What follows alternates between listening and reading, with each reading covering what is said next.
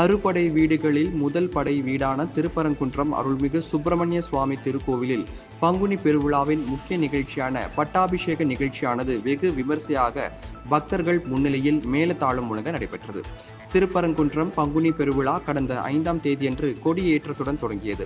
15 நாட்கள் சுப்பிரமணிய சுவாமி தெய்வானையுடன் சிறப்பு அலங்காரத்தில் தினமும் தங்க குதிரை வாகனம், தங்கமயில் வாரணம், பூத வாகனம், அன்ன வாகனம், சேஷ வாகனம், தங்க பல்லாக்கு, வெள்ளி யானை வாகனம் உள்ளிட்ட வாகனங்களில் தினமும் திருப்பரங்குன்றத்தில் உள்ள முக்கிய வீதிகளில் வழியாக வீதி உலா வந்து பக்தர்களுக்கு அருள் பாலித்தார். முக்கிய நிகழ்வான வெள்ளி யானை வாகனத்தில் கடந்த 11ஆம் தேதி கைபாரம் தூக்கும் நிகழ்ச்சி வெகு விமர்சையாக நடைபெற்றது. அதனைத் தொடர்ந்து 10ஆம் நாளான அன்று சூரசம்ஹார லீலை நடைபெற்றது. தொடர்ந்து 11வது நாள் நிகழ்ச்சியாக முக்கிய நிகழ்ச்சியான பட்டாபிஷேகத்தை முன்னிட்டு உற்சவர் சுப்பிரமணிய சுவாமிக்கு பால், பன்னீர், இளநீர், சந்தனம் உள்ளிட்ட 16 வகை அபிஷேகங்கள் கொண்டு நடைபெற்றன.